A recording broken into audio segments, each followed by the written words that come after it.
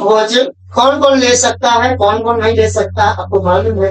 लेकिन प्रभु भोज में पहुंचना सबसे बड़ा महत्वपूर्ण बात। यहाँ तक पहुंचने के लिए पहले प्रभु को परिस्थिति के साथ चलते चलते ग्रहण करना पड़ा। इसके बाद तुम्हें परेशानी को झेलते पानी में डूब कर विश्वास करके बपतिस्मा लेना पड़ता, क्योंकि शैतान तो बड़ा जीवन देगा, खींचेगा ना, टुकड़ेगा, खींचते रहेगा।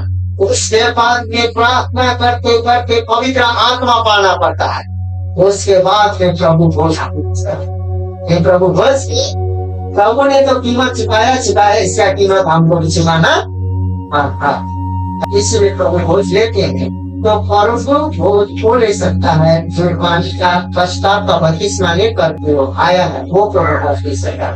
अब ये प्रभु भोज ये व्यक्ति क्यों ले सकता है? पहले प्रभु यीशु मसीह को ग्रहण किया। प्रभु यीशु मसीह को जितनों ने ग्रहण किया उन्हें उसने संतान होने का अधिकार दिया। उसके संतान हो चुके हैं, इसलिए हम प्रभु भोज को, ये हमारे लिए प्रभु ने कहा जब तक मैं नहीं आऊं इसको याद तुम करते रहना।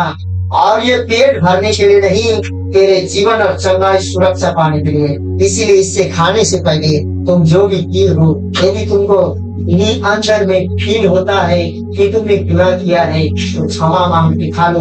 दुश्मन को जो सुनो, अब हम क्षमा मांगेंगे, खाएंगे, फिर प्रभु क्षमा करेगा कि नहीं करेगा ये मत सोचिएगा। इसीलिए हमें हाथ पैर हम लोग धो चुके। प्रभु भोज लेने से पहले तो वो लोग खाना में अपना समूह खाना खा रहे थे, जेरे लोग उनके पीछे पीछे थे। और पतरस की तो सास भी थी, तो पत्नी भी होगी, पतरस का बाल बच्चा भी होगा। तो वो पीछे पीछे पीछे पीछे चलते थे। उसके बाद में 8 अध्याय में मिलता है, परमेश्वर आपसे प्रेम करता, फिर असहाय होता है, तो वो चरवा है ना, उसको मौलम पट्टी करके वो जब तक ठीक नहीं होता कंधा में लेकर, बहुत से मंडली कलीसिया को प्रभु कंधों में लेके चल रहा मौलम पट्टी करके, लेकिन उनको पता ही नहीं। वो तो पब्लिक में ध्यान न होकर आप प्रभु की ओर ध्यान दीजिए, परमेश्वर का वचन होता है। इसीलिए प्रभु भोज से पहले जो एक भोज था, चेले लोग खाने चाहते थे, लेकिन वो भोज में जो यूहन्ना 8 में जब जाएंगे तो वो भोज में खाने से पहले यहूदी नीति नियम के अनुसार वो लोग बाहर से आते थे, जूता चप्पल खोलकर वो लोग खुद अपना हाथ पैर नहीं धोते थे। एक सेवक को क्या करना पड़ता था, पानी अब डाल देना पड़ता था, अब हाथ में डाल देना पड़ता था। क्यों? क्योंकि यहूदी प्रथा ही नहीं, यीशु मसीह को गुरु और रब्बी मानते थे। यहूदी प्रथा में खाना किसको, सेवक लोगों को क्या करना पड़ता था, पानी डाल देना पड़ता था। उस दिन जानते हैं कुछ भाषा का पर्व या कुछ या क्या था, या तो विश्राम दिन का समय था। विश्राम दिन के समय में कहा गया था, जो भी समय था वहाँ सेवक लोग नहीं थे, उस समय कहा गया था कि तेरे दासों को, दासियों को, नौकर को, चाकर को, जानवरों को भी उस दिन क्या करना, छुट्टी। अभी भी इस्राएल में विश्राम दिन मनाया जाता है, लोग विश्राम दिन अभी भी मनाते। विश्राम दिन जब शुक्रवार 4 बजे से जब शुरू होता था, तो शनिवार के 4 बजे तक में विश्राम करना था, या तो आइतवार को, लेकिन विश्राम दिन नहीं, कष्ट दिन होता था उनको सवेरे। लेकिन शनिवार शुक्रवार 4 बजे से जो रेस्ट लेना था, शनिवार शाम तक रेस्ट लेना था, किसी नौकर को काम लगाना नहीं था। उस दिन जब यीशु मसीह लोग, गुरु और रब्बी लोग पहुंचे, अपने पॉकेट में हाथ लगाकर यीशु मसीह लम्बा लवेदा पहनते होंगे तो वो लोग भी पहनते होंगे, क्योंकि यीशु जब साथ रहेगा तो हम लोग को आशीष तो बराबर मिलेगा। हम लोग जब धड़ाधड़ गए तो उसके बाद सब बैठ रहे एक दूसरे को, पानी हाथ धुलाने के लिए, पैर धुलाने के लिए कोई भी नहीं आया, कोई भी नहीं आया। तो यीशु मसीह स्वयं उठे और एक कठौती में पानी डाले और अपने तौली को लिया और उनके क्या बोलते हैं पैर को धोने लगा और अपने उसके हाथों को भी धोने लगा होगा, क्योंकि खाना खाने से पहले हाथ पैर दोनों धोया जाता था, लेकिन पहले उनका पैर धोया, उसके बाद एक एक को पैर धोकर छोड़ देता था या सेवक पोछता था, लेकिन यीशु मसीह ने पोछा भी और एक दूसरे को मुंह ताकते रहे। और पतरस बहुत इज्जत करता था, जैसे कि कभी कभी ऐसा होता है कि कलीसिया चर्च में कोई किस पे सेवक लोग, सेविका लोग या विश्वासी लोग पास्टर को कुछ अच्छी रीति से सेवक को इज्जत दर्जा देते हैं, उसी प्रकार पतरस इज्जत और दर्जा देता था परमेश्वर। उसके बोला कि नहीं प्रभु, अभी नहीं हो सकता तुम मेरा पैर धोने। लेकिन उसने बोला सुनो, अभी ऐसा ही होने दो, तो ऐसा होने दो तो तुम मुझे पवित्र करना है, पवित्र दिन के लिए मेरा शरीर भी नहा दे। लेकिन जो नहा चुका है इसको क्या जरूरत है? हाथ और पांव धोने की। तो हम यीशु के लहू से नहाए नहीं हो, हम यीशु के लहू से खरीदे नहीं गए हैं। हाँ, अब सिर्फ हमें हाथ पांव तो धोना है। तो हाथ पांव तो कभी कीचड़ में घुसता है, कभी इधर घुसता है, कभी गंदा लगता है कि नहीं? अब गंदा लगता है रोड ऊपर तो 10 दिन बिना चढ़े मत रहिए। तो कभी ना कभी हाथ पांव गंदा होता है, कभी कभी मुंह भी गंदा होता है, कभी कभी हाथ भी गंदा होता है, कभी कभी स्वभाव भी गंदा होता है। याकूब के संतानों को, इस्राएल के संतानों को कोई भी तंत्र और मंत्र, जादू टोना कोई भी हावी नहीं हो सकता। वो मेरे सुरक्षा में बोला कि नहीं बोला, यीशु मसीह ने किया, पता था उसको। मेरे साथ रह के नहा चुके हैं, हाथ और पांव तो सब धोने लगे, देखने लगे। तो जानते हैं उसने बोला सुनो, जो बड़ा बनने चाहता है वो छोटा बने, जो छोटा बनने चाहता है वो बड़ा। तो सुनिए, आप तेज और बड़ा बनने चाहिए ना, तो आप कहाँ चले जाएंगे? नीचे। लेकिन यीशु मसीह के लिए जब आप छोटे बनने चाहिए ना, लज्जित होने चाहिए ना, परमेश्वर तुरंत उठा लेगा। तो वो उसके बाद यीशु मसीह ने क्या कहा? सुनो, जैसे मैंने किया है तुम भी क्या करो एक दूसरे के लिए। इसीलिए मेरे प्रिय भाइयों बहनों, ये प्रभु भोज का जो है, परमेश्वर ने हमें पहली बात तो सबसे पहले सुरक्षा रखा। क्या रखा? दूसरी बात हमें चंगाई रख दिया है। तीसरी बात उसके साथ में हमारा संबंध क्या है? किसके साथ? हमारे साथ किसके साथ संबंध है? संबंध और रिलेशन संबंध है, जो कि हम रोज आते हैं और पिताजी के टेबल में बैठ के खाना खा रहे। हमारे राजाओं का राजा महाराजा प्रभु है। इसलिए मेरे प्रिय भाइयों बहनों, प्रभु भोज बोलता है। प्रभु भोज यीशु मसीह की मृत्यु के एक दिन पहले उन्होंने और उनके शिष्यों ने पहला प्रभु भोज खाया। हम प्रभु के टेबल में यहाँ से शुरू कर रहे खाने। वहाँ कोई आंसू नहीं, लेकिन जानते हैं स्वर्ग में ऐसा निर्मल पानी है ना, ये पृथ्वी का कोई भी निर्मल नहीं कर सकता। ऐसा परमेश्वर ने निर्मल पानी, पृथ्वी में भी परमेश्वर ने ऐसा ही पानी रखा था। लेकिन जानते हैं मनुष्य ने जब पाप किया ना, ये अशुद्ध हुआ। तो पृथ्वी अशुद्ध है तो हमारा अशुद्ध शरीर भी अशुद्ध है, मट्टी से आया, मट्टी में मिलेगा। लेकिन आत्मा है, परमात्मा के पास है, तो हम ईश्वर के पास हम पहले क्या होते हैं? प्रभु भोज में जितने भी ग्रहण करते हैं, जो ग्रहण करते हैं बपतिस्मा लेते हैं और संतान हो जाते हैं। संतान कब हो जाते हैं? हमें नया भाषा मिलती है, पवित्र आत्मा मिलता है, दान मिलते हैं, वरदान मिलते हैं, इस प्रकार से होते हैं। तो आइए हम लोग पढ़ते हैं मरकुस 14:22-24। और जब ये खा ही रहे थे तो उसने रोटी ली और आशीष मांगकर तोड़ी और उन्हें दी और कहा, लो यह मेरी देह है। यीशु मसीह ने हमें देह दिया। ये क्या है? मेरी। इसीलिए आप यीशु मसीह के संबंध में उसने सबसे पहले क्या दिया? देह। आप यहाँ रोटी के रूप में जो है खाने जो परमेश्वर ने देह देने का मतलब उदाहरण दिया। क्या किया? रोटी तोड़ा और बोला ये मेरा होना। क्योंकि तुम्हारे पापों के लिए, तुम्हारे अपराधों के लिए, तुम्हारे अधर्मों के लिए मुझे कल क्रूस में जाने से पहले ऐसे ही तोड़े जाएंगे। क्या तोड़े जाएंगे?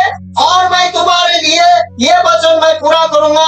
मैं जीवन की रोटी हूँ, मैंने कहा था ना, वो वचन को पूरा करूंगा। मैंने कहा था ना, मुझसे रोटी से नहीं, परमेश्वर के मुंह से निकले हुए वचन जीवित होंगे, वो वचन मैं हूँ और मैं देहधारी होकर इसलिए आया हूँ कि मेरे शरीर को टुकड़े टुकड़े किए जाएंगे, तुम्हारे पापों के लिए, अपराधों के लिए, अधर्मों के लिए टुकड़े टुकड़े किए जाएंगे।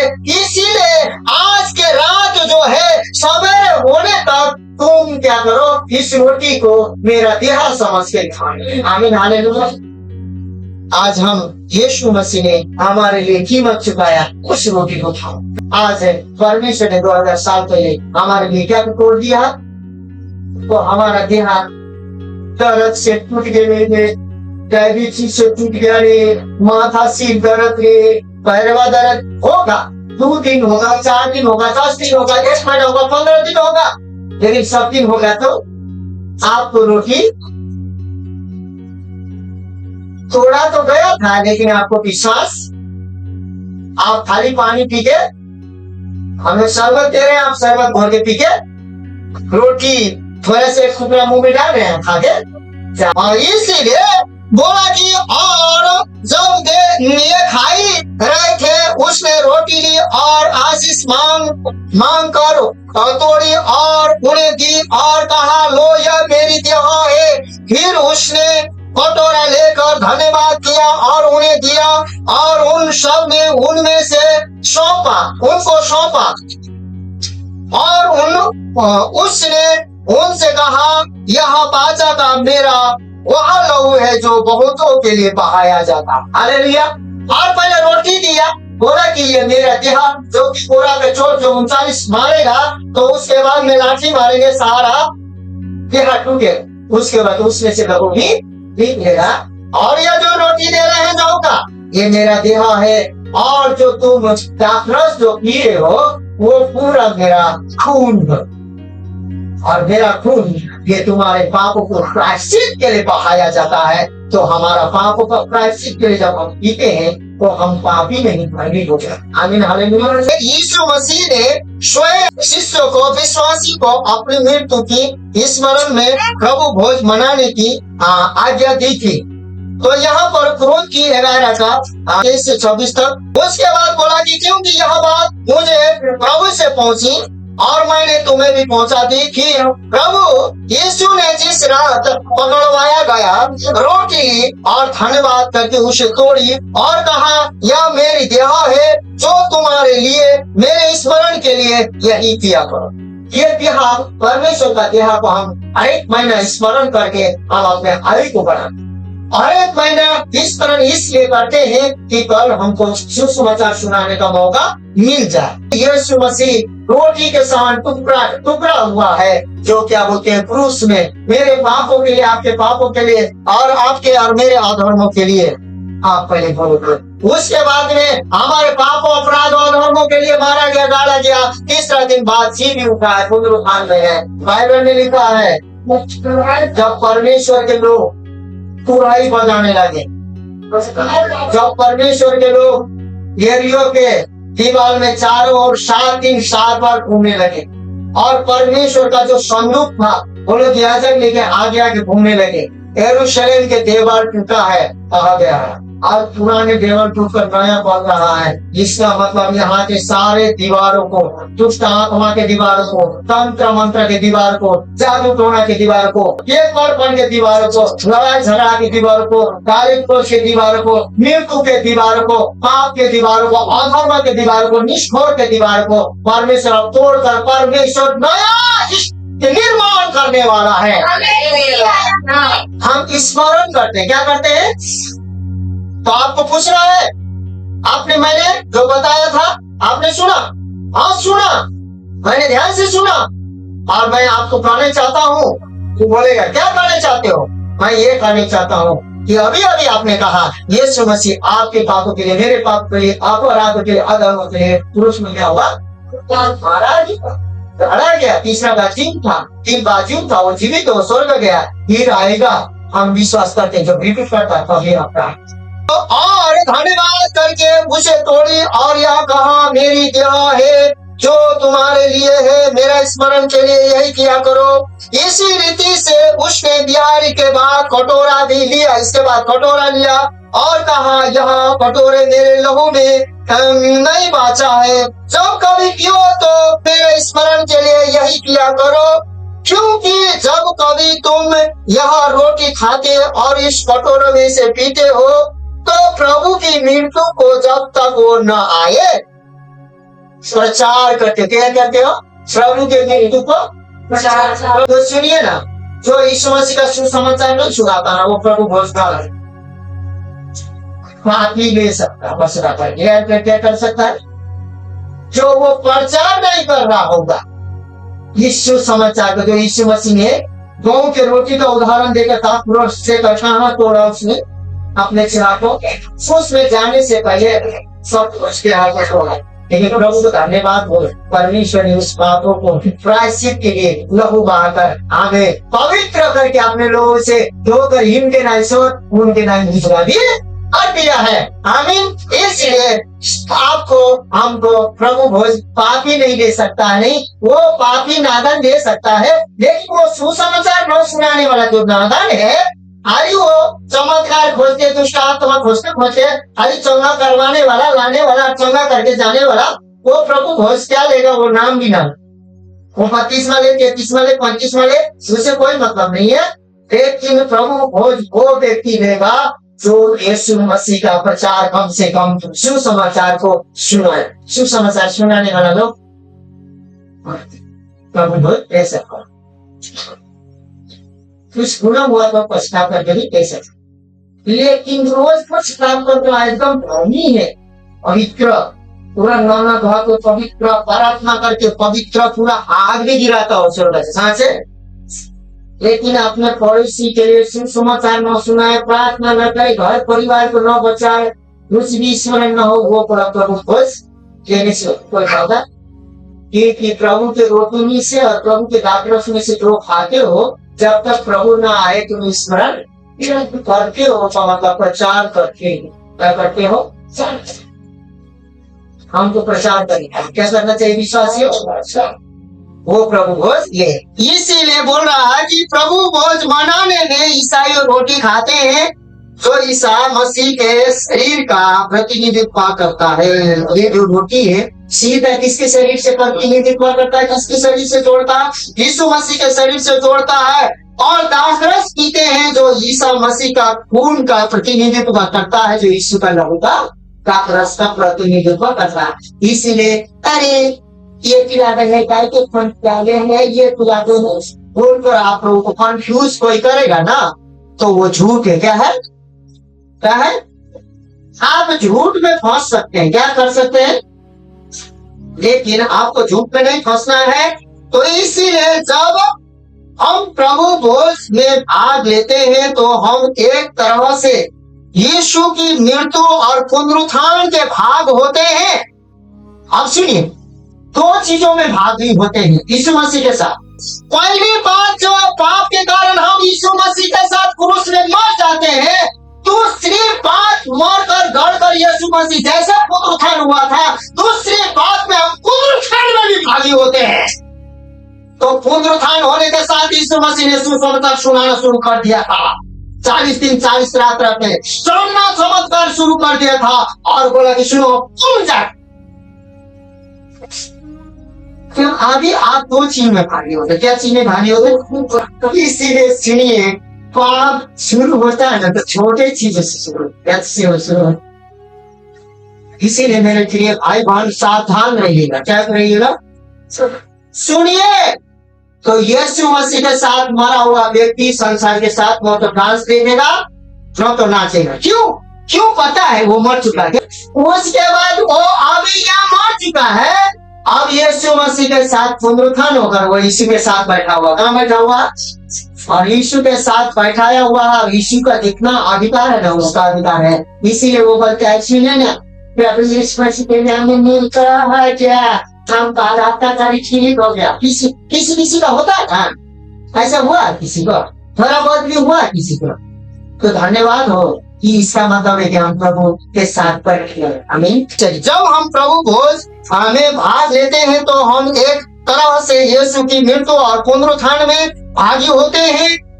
कुछ ईसाई सोचते हैं कि प्रभु भोज केवल एक बाहरी संकेत है जब हम रोटी और दाखरस का सेवन करते हैं तो हम प्रतीकात्मक रूप से मसीह के साथ एकजुट होते हैं। केवल विश्वास के द्वारा ही हम मसीह का जीवन प्राप्त करते हैं। आप मसीह के साथ एकजुट होते हैं बोल के किससे विश्वास करते हैं? कानों से सुनते हैं, हृदय से विश्वास करते, मुंह से अंगीकार करते हैं। ये तीन विश्वास है, जो हृदय से सुनता, दिल में विश्वास करता और जो तेरे दिल में है वही निकलेगा, अंगीकार तो करेगा ही करेगा। बात तो आप यीशु के साथ मरते हैं, यीशु के साथ जी उठते हैं। दूसरी बात, ये प्रभु को जब लेते हैं तो आप परमेश्वर के साथ जुड़ जाते हैं, मतलब साथ में यीशु आप में है, यीशु मसीह आप में है।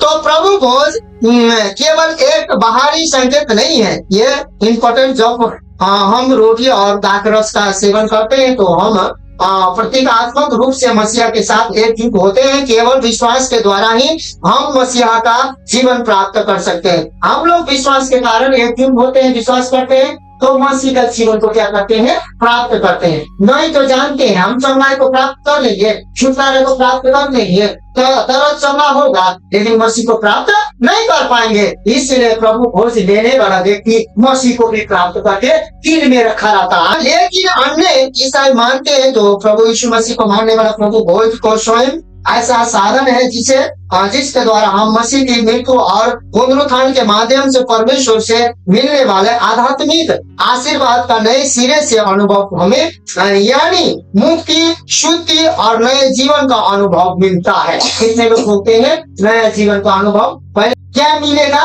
पहले मुक्ति मिलेगा, शुद्धि मिलेगा और नया जीवन का अनुभव। आपके नया जीवन का अनुभव नहीं मिला तो आपको अभी आपको परमेश्वर के साथ बढ़ने की जरूरत। हालेलुया। केवल वे ही जो मसीह में सच्चा विश्वास करते हैं प्रभु भोज में भाग ले सकते हैं। जो परमेश्वर में सच्चा विश्वास करेंगे वही भाग लेंगे। तो चंगाई कर करके इधर उधर घूम घूम के उधर दो मुँह सांप इधर भी गए, कोई एक और मुंह दिखाए, इधर दिखाए उधर दिखाए, वो प्रभु भोज लेंगे, वो तंजीत होगा। क्योंकि उन्होंने अन्य जाति के सामने अपने देह को क्या कर दिया है? तमाशा बना दिया। क्या बना दिया है? उनको ठोकर के कारण नहीं होना चाहिए था। वो पीते, वो खाते या कुछ भी करते, वो परमेश्वर और उनके बीच में होना चाहिए था। हालेलुया। इसीलिए परमेश्वर को तमाशा और अपने आप को आप तमाशा बना नहीं सकते।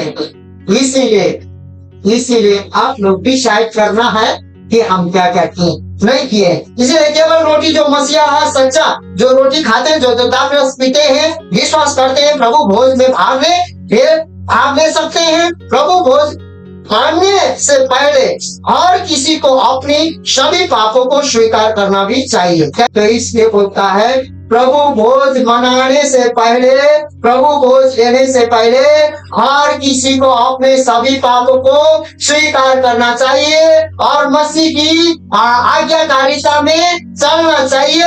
प्रत्येक व्यक्ति को खाने से पहले अपने आप को जांच लेना चाहिए। उसके बाद जांच के क्षमा मांगूंगा। अब यीशु नहीं, अपने मुंह से अंगीकार करोगे, अपने हृदय से विश्वास करोगे तभी तुम्हारा उद्धार। नहीं तो कोई तुमको प्रार्थना करने से, तुम्हारा प्रार्थना करने से कुछ नहीं। पश्चात और नियम परंपरा कानून तो तुम आपको एक बार नहीं 100 बार लोगों को बोलना। हालेलुया। प्रभु भोज लेने से पहले आपको पुरस्कार भी करना, अपने अंगीकार भी करना। में क्या क्या बोले थे? पति के विरुद्ध में, पत्नी के विरुद्ध में, पास्टर के विरुद्ध में, बहन के विरुद्ध में, भाई के विरुद्ध में क्या क्या सोचे, क्या क्या बोले। लेकिन किसी का दिल आपको नहीं दुखाया है, किसी का नहीं हुआ है, तो गुप्त बातों उस ऐसे प्राइवेट बात रखे नहीं, उसके लिए आपको पश्चाताप करने की जरूरत। लेकिन जो सच में आपका हृदय मन कहता है कि मैंने बुराई है, ये बुराई है तो बुराई है, आपका मन काय होता है तो आप उसका क्षमा उस पाएंगे। निंदा कर करके नहीं, आपको प्रभु आप प्रभु को सम्मान करें। जिन भी प्रभु के सामने कोई छिपा है सब कुछ किसी को सुना नहीं गए। तो इसलिए पहला कुरिन्थी 4:27-29 में बोलता है, इसीलिए जो कोई अनुचित रीति से प्रभु की रोटी खाए या उसके कटोरा में से पिए वह प्रभु की देह और उसका अपराधी ठहरेगा। इसलिए मनुष्य अपने आप को जांच ले और इसी रीति से इस रोटी में से खाए और इस कटोरों में से पिए, क्योंकि जो खाते पीते समय प्रभु के देह को न पहचाने वह इस खाने और पीने से अपने ऊपर दंड लेगा, क्योंकि नहीं पहचाना। अब रुके, 3 बात समझा दे। पहले आप अन्य जाति के सामने तमाशा हुए हैं और तमाशा करके आ चुके हैं, और इससे पहले आप परंपरा जो निभा चुके हैं, तो आपको अभी प्रभु भोज न ले। दूसरी बार यदि आप लेते हैं तो घुटने टेक के ये सारे बातों को पश्चाताप कीजिए और बोलिए कि दोबारा से प्रभु ऐसा समय आने दे कि हम इसमें न फंस। हालेलुया। तो सबसे पहले मुंह, दूसरा बात है मुंह से कितना भी आपको बुराई भला बुरा किसके विरुद्ध, पति के विरुद्ध में, बेटी के विरुद्ध, खाए भी गलती हुआ, जाने अनजाने करता है। तीसरी बात जो वो फर्स्ट में होना चाहिए, आप यीशु मसीह का सुसमाचार किसी को नहीं सुना रहे और साल भर से प्रभु घोष दे रहे हैं, तो आप प्रभु घोष नहीं, क्योंकि आपने स्मरण नहीं किया उसको, छोड़े उसको, आप कोई पाप नहीं किए, लेकिन आप सुसमाचार सुना रहे हैं, किसी भी परिस्थिति में घिर कर प्रार्थना कर रहे हैं, तो परमेश्वर का सबसे बड़ा आपको शैतान परीक्षा दे रहा है, आप शैतान परीक्षा में डाल रहा है, लेकिन परमेश्वर आपके साथ है, क्योंकि आप सुसमाचार सुना है। आप प्रभु यीशु से क्योंकि टेंशन तो आता जाता हालेलुया। ये 3 चीजों को आपके मुंह से रोटी हुआ है, तो स्वीकारिएगा। आइए हम प्रभु भोज लेने के लिए, धोती के लिए तैयार हो जाते हैं। परमेश्वर इस वचन के द्वारा आशीष